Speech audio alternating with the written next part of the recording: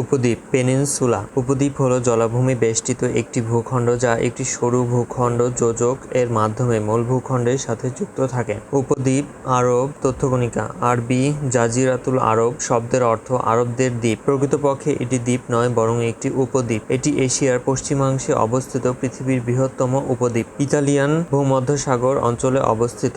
উপদ্বীপের দেশসমূহ Italy, Vatican city ও সান merino. কোরীয় Japan সাগর ও পিত সাগরের মধ্যে অবস্থিত। সিনাই মিশরের সবচেয়ে পূর্বে অবস্থিত ত্রিভুজাকৃতি একটি উপদ্বীপ। এটি মিশরের একমাত্র এলাকা যা আফ্রিকায় নয়, এশিয়ায় অবস্থিত এবং কার্যত আফ্রিকা এবং এশিয়ার মধ্যে ভূমি সেতুর কাজ করে। জাফনা শ্রীলঙ্কার উত্তরাঞ্চলীয় প্রদেশে অবস্থিত তামিল অধ্যুষিত উপদ্বীপ। এলিফ্যান্ট পাসকে জাফনা উপদ্বীপের প্রবেশদ্বার বলা হয়। বলকান ইবেরিয়ান আরব ভূমিকে ভৌগোলিক অবস্থানের দিক থেকে বলা হয় আরব উপদ্বীপ। জাজিরাতুল আরব এর অর্থ আরবদের দ্বীপ। আরব উপদ্বীপ এশিয়া মহাদেশের কোন দিকে অবস্থিত? পশ্চিম। কোনটি উপদ্বীপ? কোরিয়া ভূমধ্যসাগরীয় অঞ্চলের একটি উপদ্বীপ। ইতালি কোনটি জাপান সাগর ও পিত সাগরের মধ্যে অবস্থিত? কোরিয়া দ্বীপ। জাফনা দ্বীপ কোথায় অবস্থিত? শ্রীলঙ্কা। জাফনা প্রকৃতপক্ষে উপদ্বীপ। In which country Elephant Pass is situated? Sri Lanka. সমুদ্র তলদেশের ভূমিরূপ। ভূপৃষ্ঠের উপরের ভূমিরূপ যেমন উঁচু নিচু তেমনি সমুদ্র তলদেশও অসমান, কারণ সমুদ্র তলে আগ্নেয়গিরি, শৈলশিরা, উচ্চভূমি ও গভীর খাত প্রভৃতি বিদ্যমান আছে। শব্দ তরঙ্গের সাহায্যে সমুদ্রের গভীরতা মাপা হয়। এই শব্দ তরঙ্গ প্রতি সেকেন্ডে পানির মধ্য দিয়ে প্রায় 1475 মিটার নিচে যায় এবং আবার ফিরে আসে। ফ্যাদোমিটার যন্ত্রটি দিয়ে সমুদ্রের গভীরতা মাপা হয়। সমুদ্রের তলদেশের ভূমিরূপকে 5টি ভাগে ভাগ করা হয়, যথা মহীসোপান, মহীঢাল, গভীর সমুদ্রের সমভূমি, নিমজ্জিত শৈলশিরা, গভীর সমুদ্র খাত। মহীসোপান কন্টিনেন্টাল শেলফ। পৃথিবীর মহাদেশ সমূহের চারদিকে স্থলভাগের কিছু অংশ অল্প ঢালু হয়ে সমুদ্রের পানির মধ্যে নেমে গেছে। এরূপে সমুদ্রের উপকূল রেখা থেকে তলদেশ ক্রমনিম্ন নিমজ্জিত অংশকে মহীসোপান বলে। মহীসোপানের সমুদ্রের পানির সর্বোচ্চ গভীরতা 200 মিটার। এটি 0.1 ডিগ্রি কোণে সমুদ্র তলদেশে নিমজ্জিত থাকে। মহীসোপানের গড় প্রশস্ততা 70 কিলোমিটার। মহীসোপানের সবচেয়ে উপরের অংশকে উপকূলীয় ঢাল বলে। মহীসোপানের বিস্তৃতি সর্বত্র সমান নয়। Coast, continental shelf, continental slope, continental rise, ocean. উপকূল ভাগের বন্ধুরতার উপর এর বিস্তৃতি নির্ভর করে। উপকূল যদি বিস্তৃত সমভূমি হয় তবে মহীসোপান অধিক প্রশস্ত হয়। মহাদেশের উপকূলে পর্বত বা মালভূমি থাকলে মহীসোপান সংকীর্ণ হয়। ইউরোপের উত্তরে বিস্তীর্ণ সমভূমি থাকায় উত্তর মহাসাগরের মহীসোপান খুবই প্রশস্ত, প্রায় 1287 কিলোমিটার। তবে ইউরোপের উত্তর পশ্চিমে পৃথিবীর বৃহত্তম মহীসোপান অবস্থিত। মহীসোপানের দ্বিতীয় বৃহত্তম উত্তর অংশ উত্তর আমেরিকার পূর্ব উপকূলে দেখতে পাওয়া যায়, অথচ এর পশ্চিমে উপকূল বরাবর উত্তর দক্ষিণে ভঙ্গিল রকি পর্বত অবস্থান করায় সেখানে মহীসোপান খুবই সংকীর্ণ।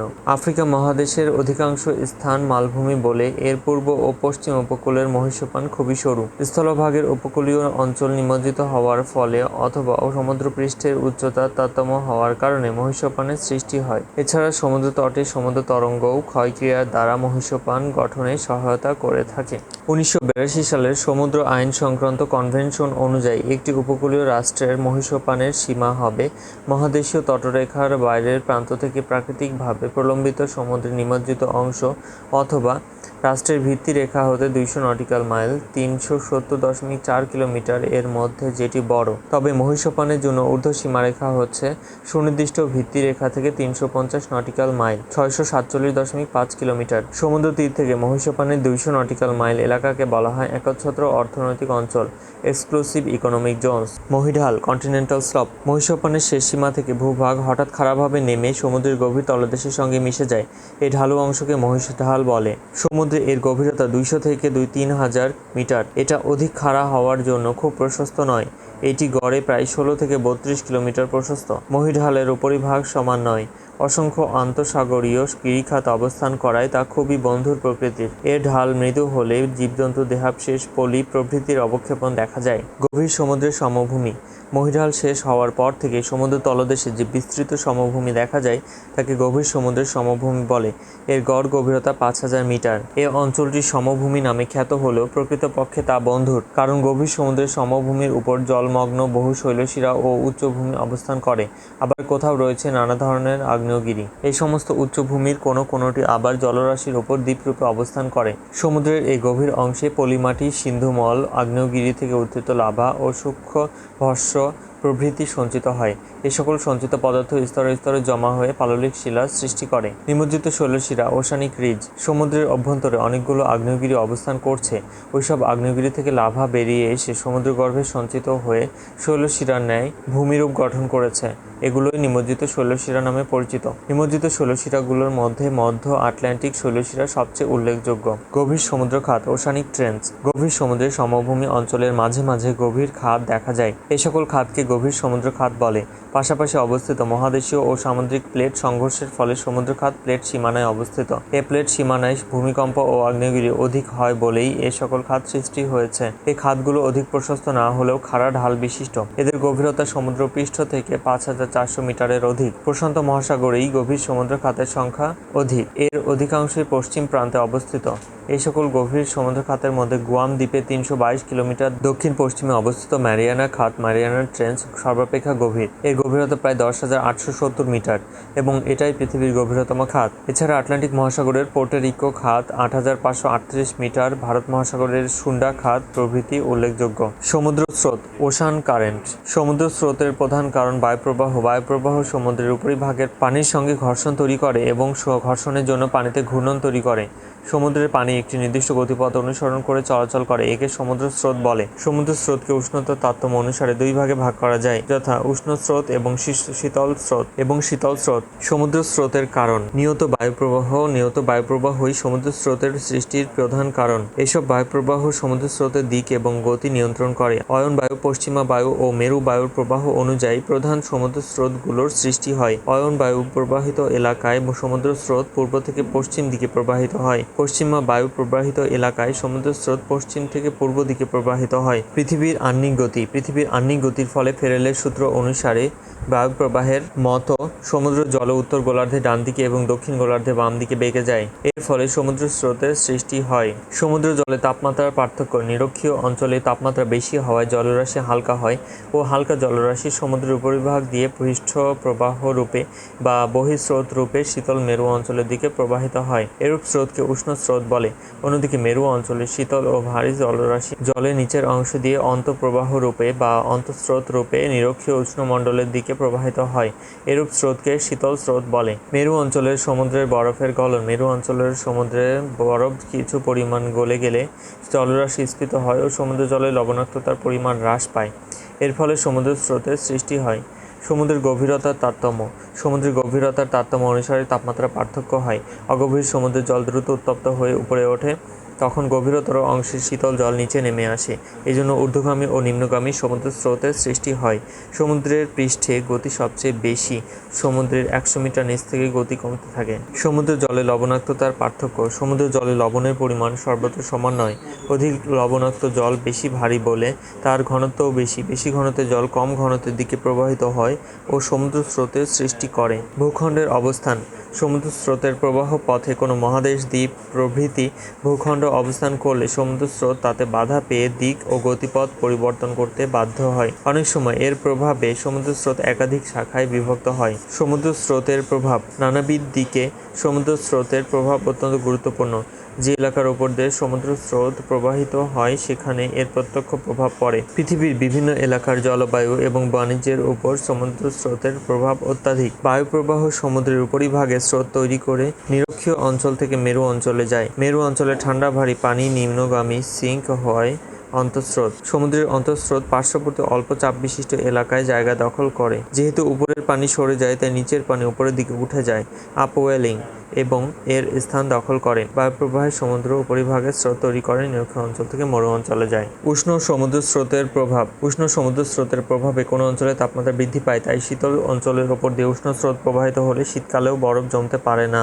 বন্দরগুলো সারা বছর ব্যবহার করা যায়, যেমন উষ্ণ উপসাগরীয় স্রোতের প্রভাবে নরওয়ে ও ব্রিটিশ দ্বীপপুঞ্জের পশ্চিম উপকূল শীতকালে বরফমুক্ত থাকে, কিন্তু একই অক্ষাংশে অবস্থিত কানাডার পূর্ব উপকূলে বরফাচ্ছন্ন অবস্থা দেখা যায়। শীতল সমুদ্র স্রোতের প্রভাব। শীতল সমুদ্র স্রোতের প্রভাবে কোনো অঞ্চলে শীতলতা বৃদ্ধি পায়, যেমন শীতল ল্যাব্রাডর স্রোতের প্রভাবে কানাডার পূর্ব উপকূলে ল্যাব্রাডর দ্বীপপুঞ্জের নিকটবর্তী অঞ্চল সারা বছর বরফাচ্ছন্ন থাকে। একই কারণে শীতল কামচাটকা স্রোতের প্রভাবে এশিয়ার পূর্ব উপকূলে কামচাটকা উপদ্বীপের শীতলতা বৃদ্ধি পায়। পরিবহন ও যোগাযোগ ব্যবস্থার উপর প্রভাব। স্রোতের অনুকূলে জাহাজ চালিয়ে অল্প সময়ের মধ্যে গন্তব্য বন্দরে পৌঁছানো যায়, তাই স্বল্পতম সময়ে ও সংক্ষিপ্ত পথে জাহাজ চালাতে নাবিকেরা সমুদ্র স্রোত অনুসরণ করেন। তবে শীতল সমুদ্র স্রোত অপেক্ষা উষ্ণ সমুদ্র স্রোতে জাহাজ ও নৌ চলাচলের সুবিধা বেশি। উত্তর আটলান্টিক সমুদ্র স্রোতের অনুকূলে পৃথিবীর মধ্যে সর্বাধিক জাহাজ যাতায়াত করে। শীতল স্রোতের গতিপথে তীব্র শীত ও হিমশৈলের জন্য জাহাজ চলাচলের অসুবিধা দেখা যায়। আবহাওয়ার উপর প্রভাব। উষ্ণ সমুদ্র স্রোতের উপর দিয়ে প্রবাহিত হলে বায়ুপ্রবাহ প্রচুর পরিমাণে জলীয় বাষ্প সংগ্রহ করে। এই উষ্ণ বায়ুর প্রভাবে উপকূল অঞ্চলে প্রচুর বৃষ্টিপাত ঘটায়। যেমন উষ্ণ উপসাগরীয় স্রোতের উপর দিয়ে প্রবাহিত বায়ু ব্রিটিশ দ্বীপপুঞ্জের পশ্চিম উপকূলে প্রচুর বৃষ্টিপাত ঘটায়। অপরদিকে শীতল সমুদ্র স্রোতের উপর দিয়ে প্রবাহিত বায়ু শুষ্ক বলে বৃষ্টিপাত ঘটায় না, যেমন কখনো শীতল মরুভূমির সৃষ্টি করে। দক্ষিণ আমেরিকার আতাকামা মরুভূমি প্রভাবিত হয় শীতল পেরু স্রোত এর জন্য। কুয়াশা ও ঝড়ঝঞ্ঝার সৃষ্টি। উষ্ণ ও শীতল স্রোতের মিলন অঞ্চলে অল্প স্থানব্যাপী উষ্ণতার ব্যাপক পরিবর্তন দেখা যায়। এই অঞ্চলে ঘন কুয়াশা ও ঘূর্ণবাতের সৃষ্টির ফলে প্রবল ঝড়ঝঞ্ঝার সৃষ্টি হয়। জাহাজ ও বিমান চলাচলে অসুবিধা দেখা দেয়, যেমন উত্তর আটলান্টিক মহাসাগরীয় সুমেরু অঞ্চল থেকে আগত ল্যাব্রাডর স্রোতের শীতল এবং গাঢ় সবুজ রঙের জল এবং উপসাগরীয় স্রোতের উষ্ণ ও গাঢ় নীল জল বেশ কিছু দূর পর্যন্ত পাশাপাশি কিন্তু বিপরীত দিকে প্রবাহিত হয়েছে। এই দুই বিপরীতমুখী স্রোতের মাঝে একটি নির্দিষ্ট সীমারেখা স্পষ্ট দেখা যায়। এই সীমারেখাকে হিমপ্রাচীর কোল্ড ওয়াল বলে। কানাডা ও মার্কিন যুক্তরাষ্ট্রের পূর্ব সীমান্তে অবস্থিত আটলান্টিক মহাসাগরে হিমপ্রাচীরের সীমারেখা বহুদূর পর্যন্ত স্পষ্ট দেখা যায়। বিপরীতমুখী দুই সমুদ্র স্রোতের উষ্ণতার পার্থক্যের জন্য এই অঞ্চলে প্রায়ই ঘন কুয়াশা এবং প্রবল ঝড় বৃষ্টি হয়। এশিয়ার উপকূলে শীতল কামচাটকা স্রোত এবং বেরিং স্রোত ও উষ্ণ জাপান স্রোতের মিলনের ফলে এরূপ দুর্যোগপূর্ণ আবহাওয়ার সৃষ্টি হয়। সমুদ্রে অগভীর মগ্নচড়ার সৃষ্টি। উষ্ণ ও শীতল স্রোতের মিলন স্থলে শীতল স্রোতের সঙ্গে বাহিত বড় বড় হিমশৈল উষ্ণ স্রোতের প্রভাবে গলে যায়। ফলে হিমশৈলের মধ্যে অবস্থিত বিভিন্ন নুড়ি, কাঁকড়, বালি প্রভৃতি সমুদ্রতলে সঞ্চিত হয় এবং একসময় মগ্নচড়ার সৃষ্টি করে। নিউ ফাউন্ডল্যান্ডের উপকূলে গ্র্যান্ড ব্যাংক, সেবল ব্যাংক, ব্রিটিশ দ্বীপপুঞ্জের উপকূলে ডগার্স ব্যাংক এগুলো মগ্নচড়ার প্রকৃষ্ট উদাহরণ। মৎস্য ব্যবসার সুবিধা। অগভীর মগ্নচড়াগুলোতে প্রচুর পরিমাণে প্ল্যাঙ্কটন, এক প্রকার অতি ক্ষুদ্র উদ্ভিদ ও প্রাণী জন্মায় এবং বংশবৃদ্ধি করে। এই প্ল্যাঙ্কটন মাছের অতি প্রিয় খাদ্য। এই মগ্নচড়াগুলো পৃথিবীর শ্রেষ্ঠ মাছ আহরণ ক্ষেত্রে পরিণত হয়েছে। নিউ ফাউন্ডল্যান্ডের উপকূল এবং জাপান উপকূলে পৃথিবীর অধিকাংশ মাছ ধরা হয়। হিমশৈলের আঘাতে বিপদ। মেরু উপকূলে হিমবাহ সাগর জলে নেমে এলে তরঙ্গের আঘাতে ভেঙে বিশাল বরফের স্তূপ বিচ্ছিন্ন হয়ে সংলগ্ন মহাসাগরে ভেসে বেড়ায়। সমুদ্রে ভাসমান এইসব বরফের বিশাল স্তূপকে হিমশৈল, আইসবার্গ বলে। শীতল স্রোতের সঙ্গে অনেক হিমশৈল ভেসে আসে। হিমশৈলের মাত্র এক নবমাংশ সমুদ্রে ভেসে থাকে। এ প্রকার হিমশৈলের সঙ্গে আঘাত লাগলে জাহাজের ক্ষতি হয় এবং জাহাজ ডুবে যায়। এইরকম একটি হিমশৈলের সাথে ধাক্কা লেগে 15 এপ্রিল 1912 বিখ্যাত ব্রিটিশ জাহাজ টাইটানিক তার প্রথম যাত্রাতেই আটলান্টিক মহাসাগরে নিমজ্জিত হয়। এজন্য শীতল স্রোতের গতিপথে জাহাজ চালানো বিপজ্জনক।